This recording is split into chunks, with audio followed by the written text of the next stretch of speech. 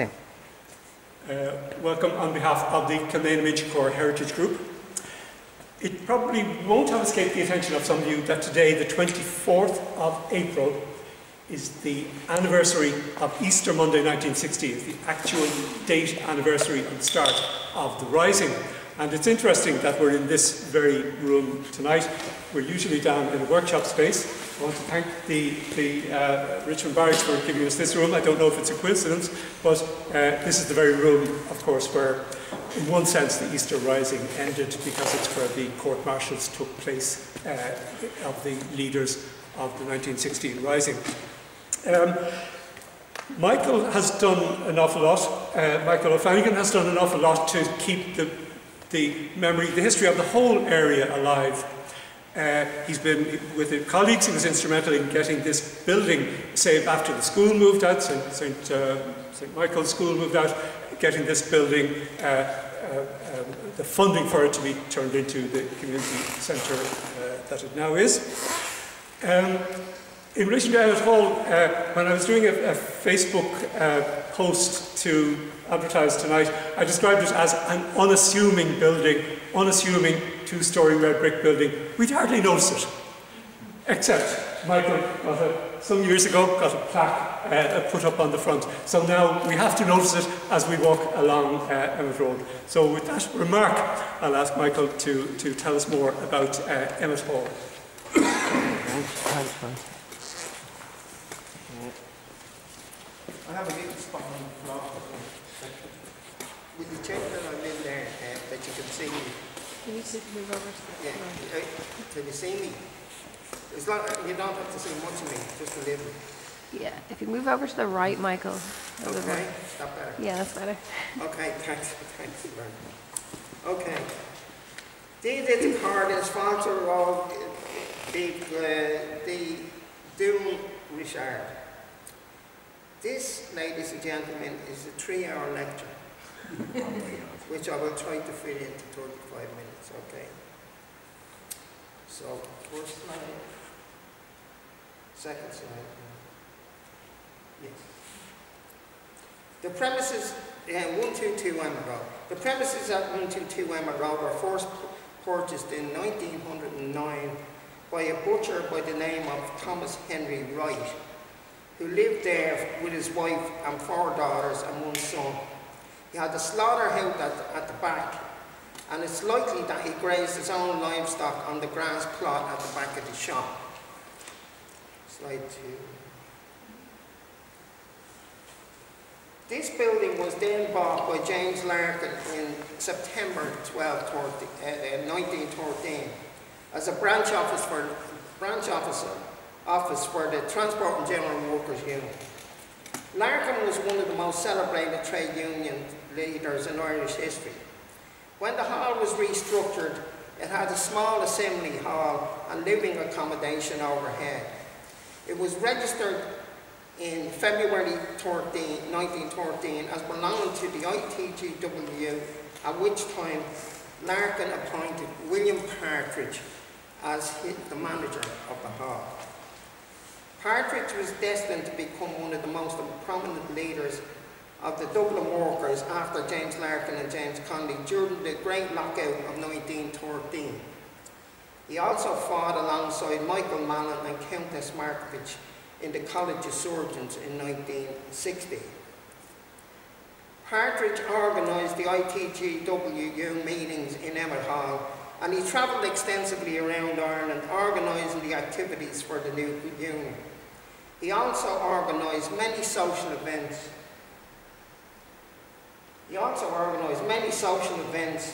Within the hall, including outdoor concerts and Irish dancing at the rear of the premises. In January 1913, Partridge was elected to Dublin Corporation as a member of the newly formed Labour Party, representing the new constituency of New Kilmainham. He held this seat until his death. When James Larkin bought the hall in 1913, he never realised that it would become a backdrop for some of the most important events in Irish history. William Martin Murphy, a founding shareholder of the Dublin United Tramways Company, and who also owned Clary's Department Store and the Imperial Hotel. Murphy was also controlled the Irish Independent, the Evening Herald, and the Irish Catholic newspapers. He was afraid that the trade unions would destroy his Dublin tram system, so he persuaded many of the Dublin employers to organise against the trade unions, which were led by Larkin. On the 19th of July, 1913, Murphy told his workers that if they continued to be members of the union, they would be sacked. When they refused, he sacked 200 workers from the parcels office of the Dublin Tramway Company. 5 days later, the strike began. It was the first day of the Dublin Horse Show. At 10 o'clock on the 26th of July, 700 tram drivers took off their coats, put on their union badges, pinned them on to their jackets, and left the trams and walked off the job. The union demanded reinstatement of all the parcels staff. Larkin organised a public meeting for the 31st of August. Thousands of locked-out workers turned up for a meeting in Sackville Street, as we know, O'Connell Street now. The following day, fighting broke out between the crowds and the police. 45 police and 430 men and women were injured in the riots. Meanwhile, in Inchicore, things got very hot. 34 of the 43 tramway men at William Martin Murphy's tram company at Spa Road in Inchicore had joined the strike. On Sunday the 31st of August, the strikers had blockaded the tram sheds with the support of a large crowd of local people. Between 5 and 6 o'clock that evening, a crowd of about 150 persons assembled out at Spa Road and were hissing and booing at any driver or conductor who continued to work on the trams. The police arrived and one protester was arrested and taken to Kilmainham police station.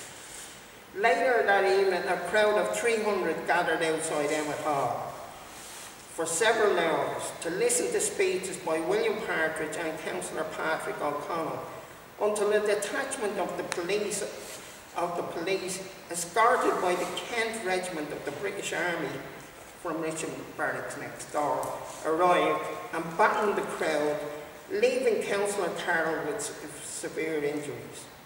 The tram depot at Inchicore was then shut down, ending work for the foreseeable future. The employers banded together and more than 25,000 people were locked out of work. Fiddle with the paint.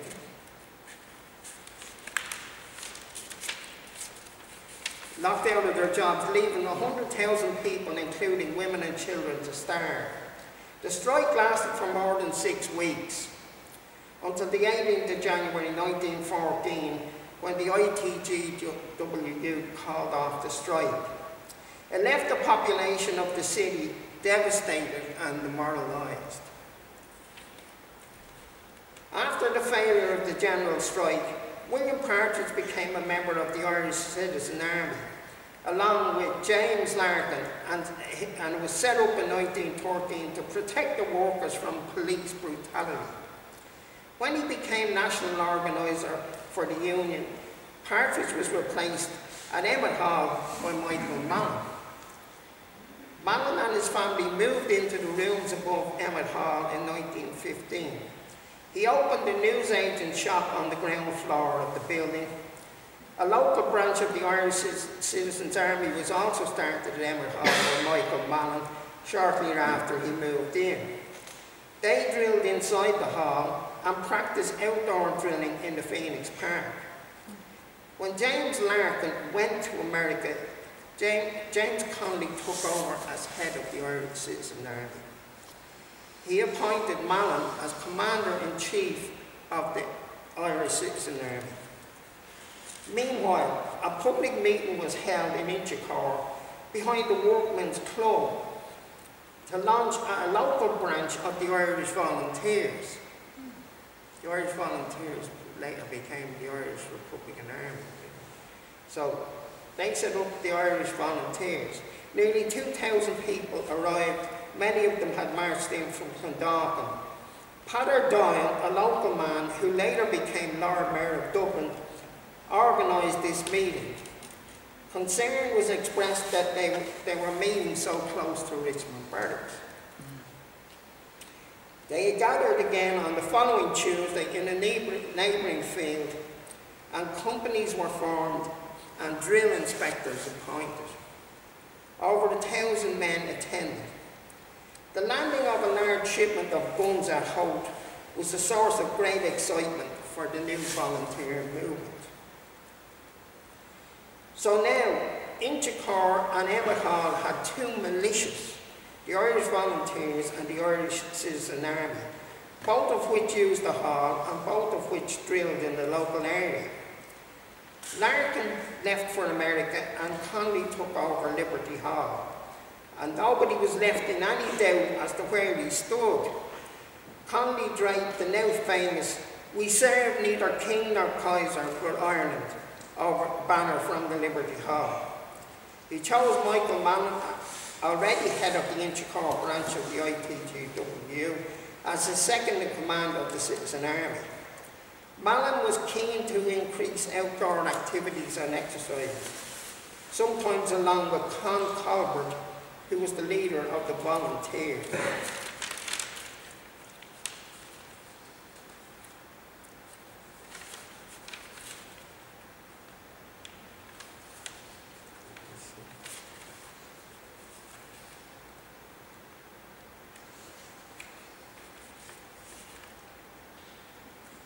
I got it.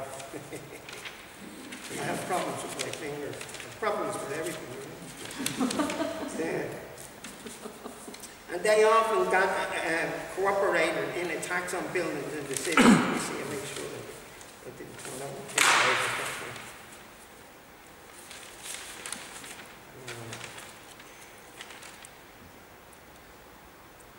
The Irish Citizen Army and the Irish Volunteers sometimes combined together.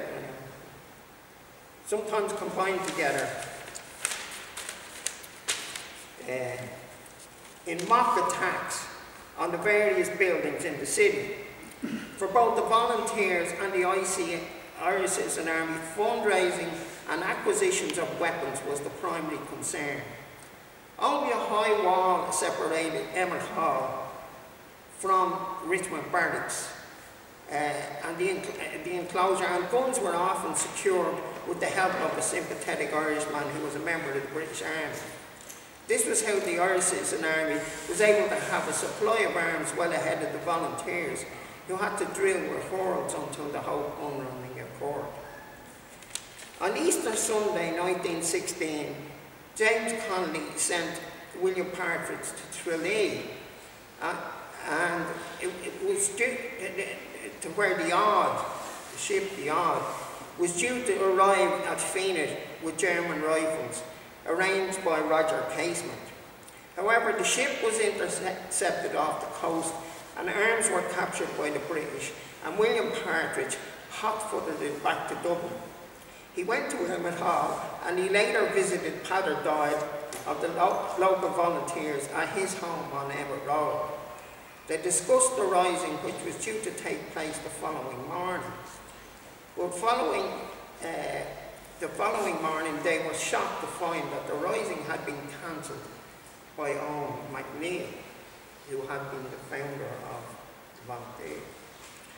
He was the leading founder, and his word he actually countermanded Patrick Pearson, However, they were unaware that the headquarters of the volunteers had been in session throughout Easter Sunday night, and that a mobilisation order was issued by Thomas MacDonagh to take effect, so the 4 city battalions would march out at 10:30 on Easter Monday with full arms and equipment and 1 day's rations.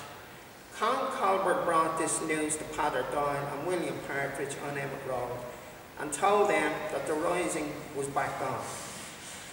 Hather Doyle then lined up the 4th Battalion of the Irish Volunteers at Emerald Square, Dolphin's Barn, under the leadership of Eamon Chant. Shortly after 10:30 a.m, they took up their positions in the South Dublin Union, which we now know as James Hospital. Con Colbert, with his men and a large contingent of Cumann stationed themselves at Jameson's distillery. Michael Mallon, William Partridge and Countess Markovich all assembled the civil citizen army at the Royal College of Surgeons in Stephen's Green. The rising had lasted for a week. Patrick Pearse ordered the surrender, much to the disgust of the other leaders. The South Dublin Union, now James's Hospital, was the last to surrender. After the surrender, 3,000 rebels were taken to Richmond Barracks. This is probably the remains of that. And the court-martials were taken here. And the leading figures were court-martialed there. 16 of the men were executed, including James Connolly, Michael Mallon and Con Colbert. William Partridge was sent to Lewis Prison in England and held there until April 1917. Released in bad health, he returned to Kilmainham, but died 3 months later at his former home in Ballahaddereen, County Roscommon. Countess Markovich delivered the funeral oration at his graveside. She fired her pistol over his coffin. Emmet Hall then became a sports and social hall and even a venue for showing films. It was still in the ownership of the Irish Transport and General Workers Union up until 1930. So we now have some slides that we can talk about. Those are the 3 men that were executed: Connolly, Colbert and Mallon. This then is a plaque that we the Heritage Group put up in 2011. Joseph O'Brien, who was the expert on the hall and who knew more about it than anybody else, I've been trying to get something done for years. I'm talking about 20, 30 years. But eventually, the Heritage Group got in contact with, I got into contact with Des MacDonald, who owned the premises at that time. I said to him, do you know, he was doing work on the roof. I thought he was just a worker, I didn't realise he owned it. And I said to him, do you know the significance of the building? Oh, I do, he says. I have the deeds with James Larkin's name on it. So he knew all about it. Anyway, and he was good enough to give us permission to put the plaque. So this other plaque was put up in 2016 by the Irish Transport and General Workers Union to mark the 6th and everything. These are members of the Mallon family, descendants of the Mallon family, who attended that unveiling, and they took this particular photograph that you see there. That is, it was loaned to us for the occasion by the Irish Labour History Museum in Beggars Bush. This is the crowd that we had there for the day. So we got a significant crowd. And people began to realise the significance of the building after that. Then, in 2014, we commemorated the lockout. And we had a major exhibition upstairs inside the premises. At that time, the 3 windows were 3 separate rooms. It was 2 partitions. And we have Lauren here today, and she has taken down the partitions and returned it to the state where it was originally. So Lauren is in the process of doing the entire building up, and we will have the hall back to the same significance as it was back when they were there in 2014. This is Liz Gillis, who's fairly famous now because she's a lot of programs on RTE. She's written 5 books about the struggle. She wrote, was involved in the book on 77 women. In 2016, this room was primarily decked out to commemorate, as you can see from the quilts here, to commemorate the involvement of women in 1916, which had basically been written out of history. But Liz Gillis wrote 5 books on the Civil War, and she's an expert on the Civil War, and she's involved in a lot of other programs. I think she's on Marty Whalen at the moment. And the man she's with was Joseph O'Brien. He spent 60 years collating the history of the area, and he put it into a book called Inchicore, Kilmainham and District. And it was very sad, it was very, very poor tone atmosphere over there last year. This will show you gives you some idea of what the interior of the building upstairs was like when we had the exhibition in 2014. That is Robert Emmet's great, not nephew, right? And he leads the Emmet clan. And they come over here regularly to Ireland. He has a castle down in Wicklow called Kilpetter. Altamore is the name of his castle he lives in. And he represents, he's the spokesperson for the Emmet family, never anything to do with Robert Emmet. There's commemorations in a Catherine's Church, etc.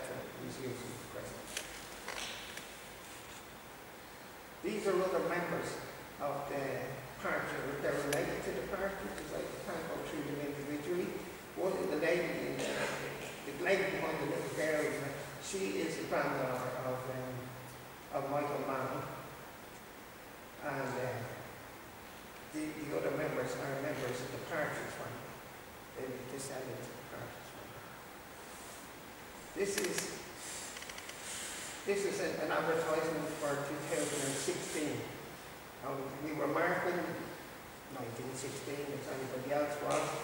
There's a lot of events all over the city, and we had Emma Hall for that.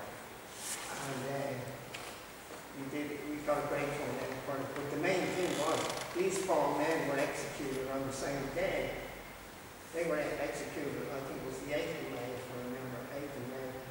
Yeah, and so we had a big commemoration on the 8th of May 2016, the 100th anniversary of the execution, in the hall. Brian Dobson actually did a small documentary on Michael Mann, which I came across, and I invited them up, not thinking he'd come, because he was due to read the news, you know what I mean? He was on at 6 o'clock there. But he came up, I don't think we had our thing at 4 o'clock. He came along and he went at 5 o'clock and was still on the news at 6 o'clock. But anyway, he came and did the honours for us that day. This is Maeve MacDonald. And it was her who eventually gave us a present, because in the meantime her husband had died, and she was the proprietor of the Emma Hall, and she gave us full cooperation for all the events that we carried on. And unfortunately she had passed since. This is the group outside that day. This is Martin Manser, who was present. He was significant in the peace, Good Friday Agreement.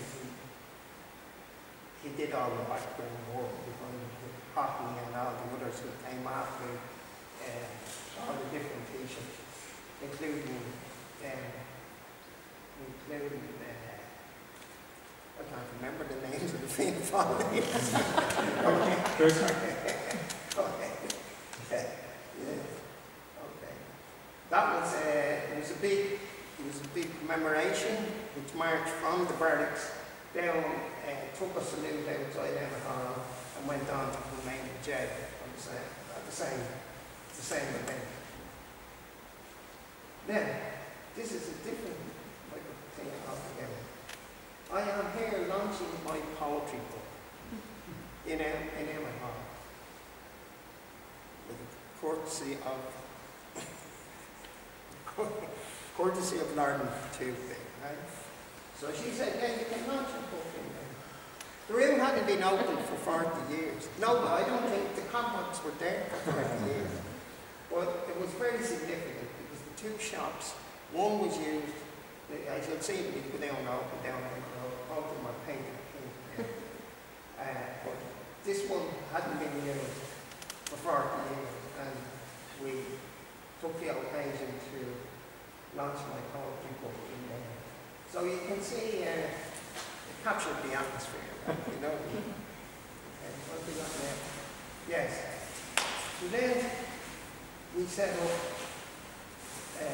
an arts group, the main initiative artist co-op. And I was anxious to get leverage to get the library, because the library was moved out. It's in here now. It's a very small, insignificant library now. But the library in Inchicore had been used by numerous groups over many years. It was there for 85 years. And they moved the library here, and they said they weren't moving it back. And the question was, would we ever get access to that building again? And so we set up an arts group because we wanted to be able to put on art exhibitions in that building, in the library building. And that's what we did. But again, Lauren came to our rescue and offered us to put on an exhibition, a forced exhibition, and we did that in May last year. So, how did that look? This is what the building looked like inside last year when we had our exhibition, which was a huge success, because lots of people have art exhibitions, but they don't get to sell any work. And the artists sold a lot of work. This is one of the big crowning pieces of it. And of course the exhibition itself is absolutely beautiful. And we have a garden. Okay, what have we got next? That's it. That's it? Yeah. Okay. Lauren, would you say something about what you're doing? Yeah, sure. Yeah. I'm sorry now I didn't put together 2 slides. Maybe if you put it back to the picture with the building, I might point out a few things. Yeah. Can you go back? Just go back. The early. There was one with the Robert Emmet's great grandson. I think you could keep it in there. You could kind of see the whole thing. Oh no, it's back. I mean, that one will work. Yeah. Yeah, that one. Yeah. Okay, so hi, I'm Lauren Hughes.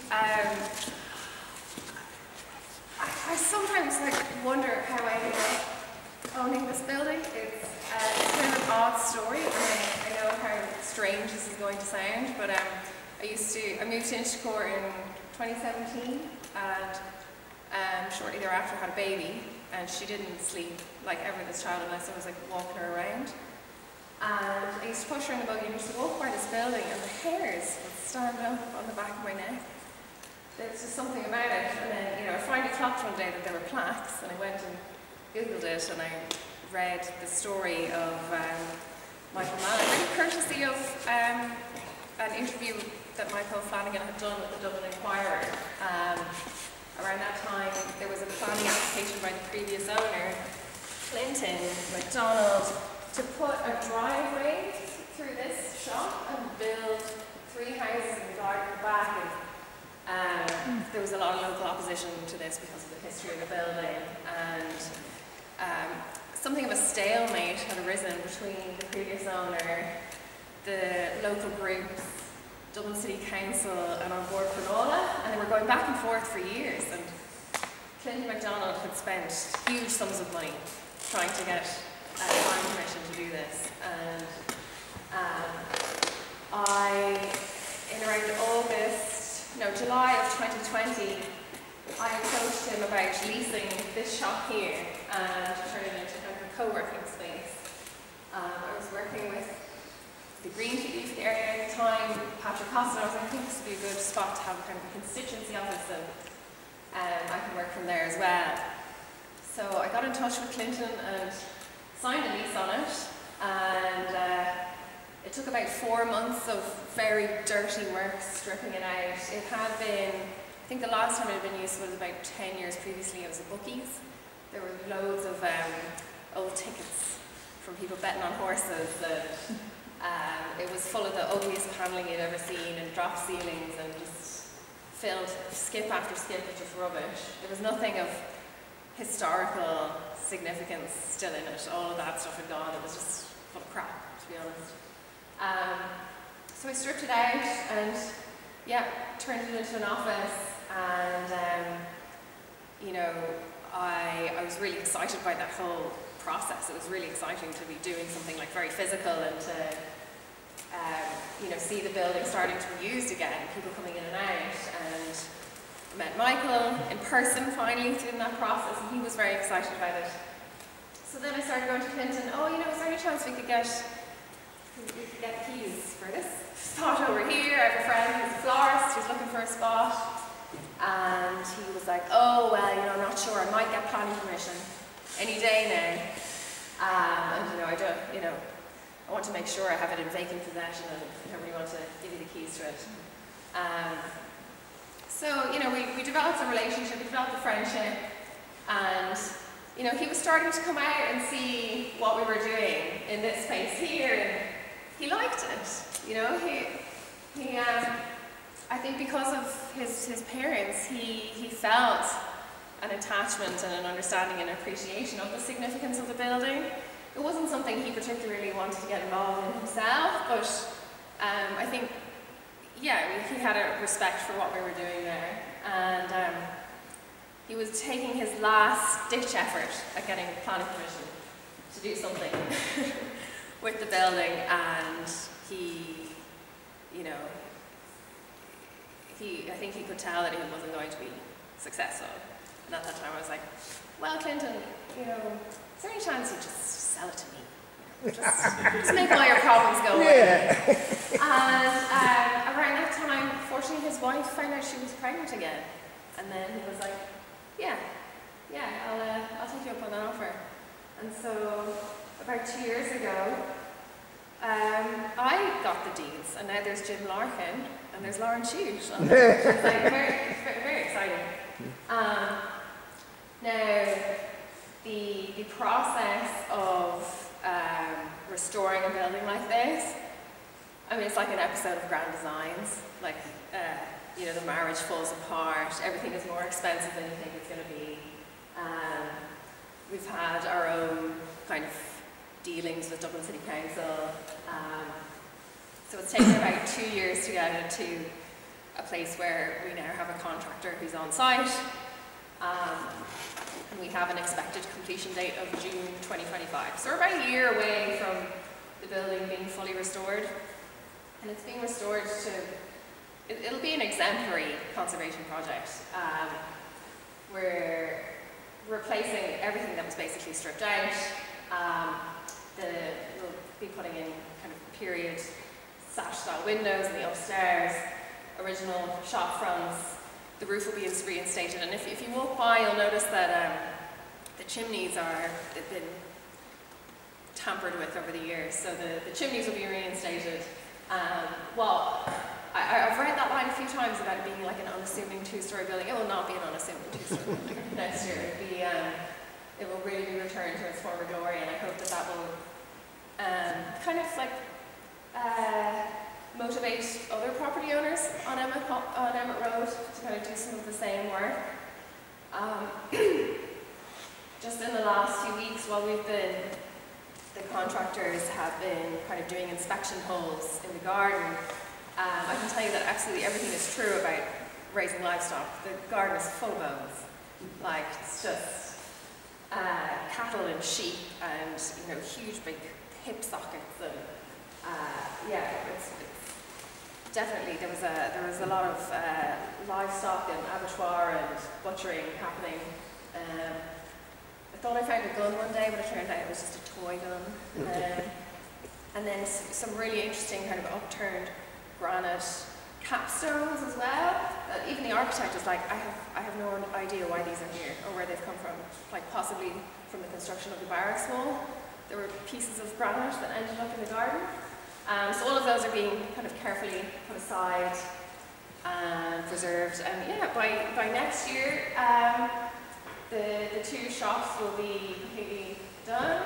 And the hallway here will take you up to the upstairs, which will be a community hall space again. Usable, it'll be used for a variety of uses, but something that I'm hoping to curate over the next year or so is really the story of Emmet Hall with possibly a more feminist focus. One of the joys really since getting involved in Emmet Hall is meeting Una Callanan, who is Michael Mallon's granddaughter. She lives out in Foxrock. I've been out to her house a couple of times, and she is just this incredible trove of history. And she has all of the letters that Michael Mallon wrote to Agnes Hickey, who became Agnes Mallon, all the letters that he wrote to her from India. They had a 6-year-long courtship while he was in India. Unfortunately, we don't have any of her letters. We have two. We don't have any of the letters that she wrote to him while he was in India, but the ones that he sent back from India are incredible. Like, they're hilarious. She at one point writes about a gentleman that she met, and he that she clearly has a bit of, she fancies, and he instructs her not to be hanging around with him. And their lives were so fascinating even before he became involved with ITGW. He was one of these people who had lots of ideas and was always trying things and failing and then trying other things, and he had terrible health as well. So at one point he wanted to be a chicken farmer, and they moved out to Finglas, and they had a chicken farm, but then he'd had this lung condition, which meant that, at that time, there was no kind of socialised healthcare, so they ended up having to sell the farm so he could go into treatment, which meant that they ended up back in the city, and they, had this newsagents, and, I'd often think about it, God, if he hadn't gotten sick, he would have just been a chicken farmer out in Finglas that nobody ever heard of. But yeah, that's not how it went. And then, I've thought a lot about what it was like for Agnes to have lived in this building after 1916. We have one letter that she, a typed letter that she wrote after the house was raided, and her was it a pension book? Not a pension book. The book that she would have gotten, her kind of weekly allowance for her children, was taken. And the hardship of raising 5 children, one who was only born after Michael Mallon was executed, raising them in that building, destitute basically, until she was moved out to Clonfort. So, as the building is restored, creating through the hallway and then up the stairs and into the community space, having examples of the letters between Michael and Agnes, obviously the history that we know about the lockout and 1916, and then, kind of looking forward and all the amazing things that will happen in this building. And, I think the first thing will be another exhibition by the Artist Co-op. That was such a fantastic thing to have in the space. And I'm open to ideas and suggestions, and really looking forward to, having the builders off-site and for it to be up and running. So, thanks very much. Thank you.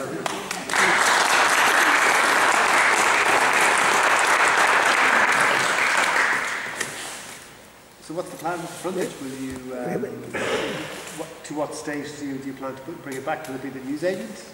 Or So there's currently a tenant flower pot on one side, so she'll stay in there.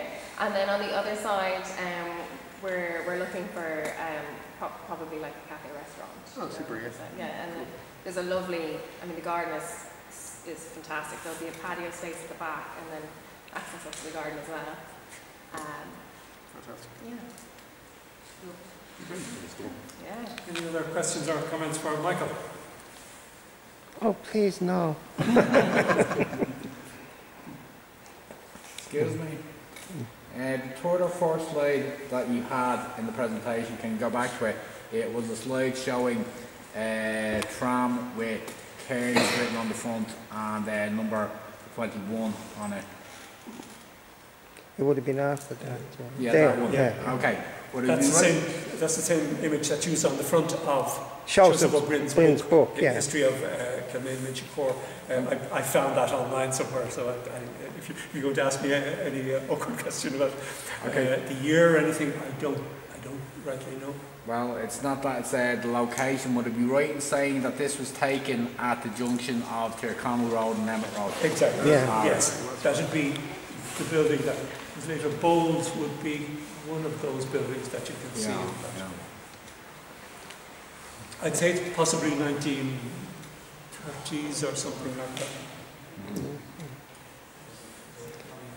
Okay, can we, do you want to wind up, Francis? Yeah. Anything else? So I think I want to thank Michael for two things. Firstly, I want to just go back to a slide there. I mentioned about Michael sort of keeping the story and history of the area alive. I was at a meeting with Michael in the Glen of Aherlow about 2 years ago, and a man passing through came over and was effusively thanking Michael. What he was thanking Michael for is he lives in that house, and Michael had alerted him to the fact that he was living in William Partridge's house. And Michael organised, you can't quite see it behind that tree. Behind that tree is a plaque that Michael and the Heritage Group arranged to put up on William Partridge's home in 1916. It's on Brookfield Street as you go down the hill towards Old Kilmainham. Watch out for that plaque, just past the riot entrance to St James's. So I want to thank Michael, not just for tonight's talk, but for all of what he's been doing in relation to keeping the stories of our history and our local history alive. Thank you very much, Michael. Thank you.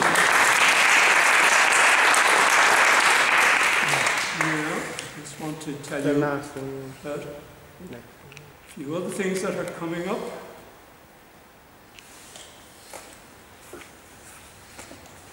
We have two things coming up in May. We have a walk called Surrounded by Water, which I lead, a walk from the Grand Canal to the Camac, talking about the development of the area. Now, that's going on as part of Culture Date with Dublin 8. Some of you have probably been on it already. We did it twice last year. It's on the Culture Date with Dublin 8 website, and it's almost booked up. There's only two spaces left. So if you want to go on that on the 11th of May, the first two people who get an email to that address tonight will get the spaces. And then at the end of the month, we're lucky to have Liam O'Mara, who will give a talk on the churches and parishes of St Nicholas. St Nicholas within, St Nicholas without. Complicated history to do with the two parishes of St Nicholas and indeed the two religions. One of the churches, St Nicholas of Myra, Francis Street, you'll be familiar with. It's the church where my grandparents were married in 1901. So that will be on the last Wednesday of the month. I think that's. Oh yes, I should mention. I'm sure if you want details of our future events, most of you are probably on our emailing list already. But if you're not, write your name and email address on that sheet just over there on your way out, and you'll get information on everything we have coming up. And we're hoping to have something exciting taking place at the end of August. I'd like to give a talk on the development of the area in Kilmainham Mill. I don't know if that will work out. We will do it. We will do it somewhere, but it would be great if it could happen in Kilmainham Mill, and I have a slight possibility that that might happen. So please keep in touch and come along to our other events as you find out about them. Thank you very much for coming tonight. Thank you. Thank you.